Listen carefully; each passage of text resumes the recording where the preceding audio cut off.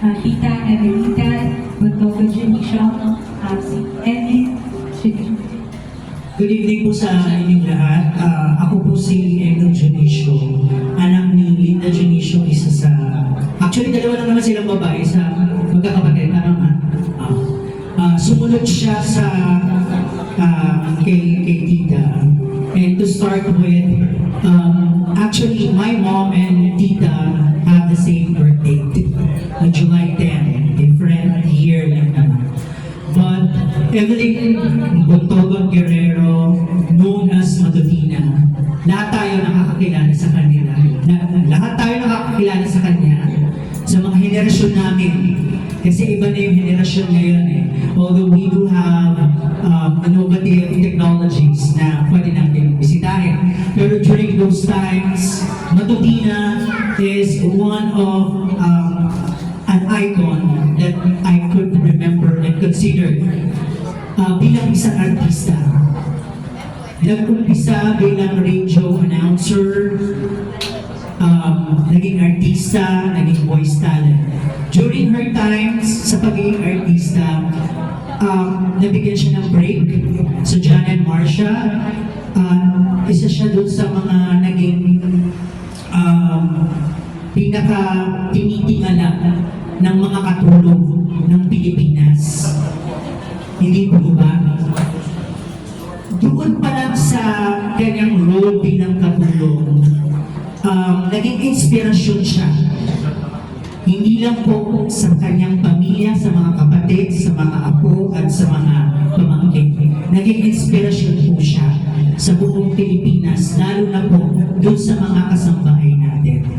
Na even after all those years, nagkaroon ng magandang parang karapatan ng ating mga kasambahay na umunlad at magtaguyod upang alagaan ang bawat pamilya dito sa Pilipinas.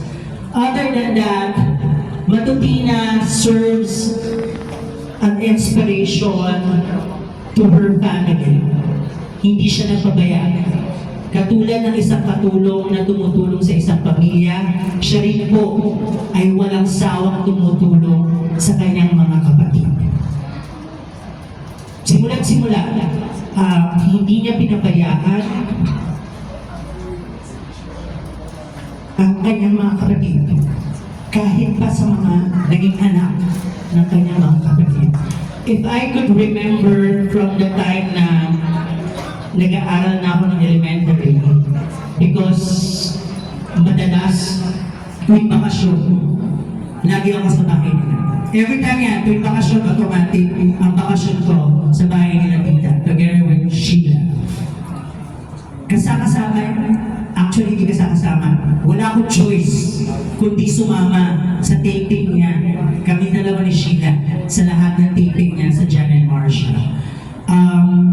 Kung napansin niyo rin po, kanina, halos lahat ng pamangkin niya ay voice talent sa mga dubbing. And some of them are already directing. Ganun siya ka-porsigido na maibahagi at maipasa ang talento na meron siya para na sa ganang maging legacy, not just only within the Bontogon and Guerrero family, but for the Philippine entertainment history. Nagkaroon din naman ako ng pagkakataon na sinubukan niya akong ipasok para maging voice talent. That was way back sa Liga, yung mga Spanish era ng telenovela. Hindi kaya talaga eh. Meron din pagkakataon na ipinasok sa cartoon, hindi rin talaga kinaya. Hindi ko kinaya yung pag-voice talent. Ang hindi ko talaga kinaya yung pagiging stricto ni Tita. Kasi kailangan talaga one take, pag-itin mo, umupo ka na dyan, manood ka na lang. Ganon. Ganon siya ka-stricto in terms of how she handled talents. Pero, sa isang pagkakataon, nagkaroon naman ako ng kahit pa paano na break for me to translate some of the script na dinadub sa television. And I'm very thankful to Tita in terms of that, because that is one of my skills skills right now that I can impart also to my son and also to share with the people around me. In addition to that, hanggang sa mga panahon na nabubuhay si tita, walang sawa at hindi nagsasawa na tumulong sa mga kapatid niya hanggang sa mga anak ng kapatid niya at sa mga naging apo.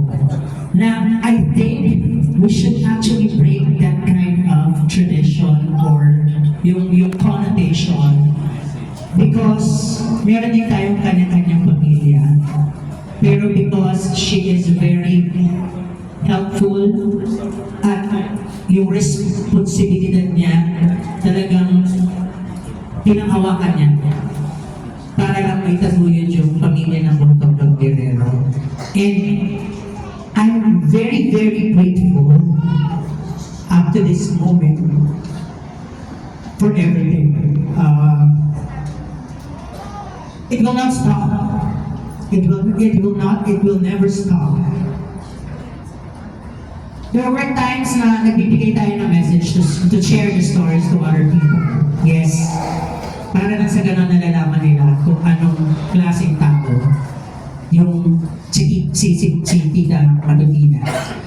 But one thing that I've learned is for the past few years, we have to tell it to the person.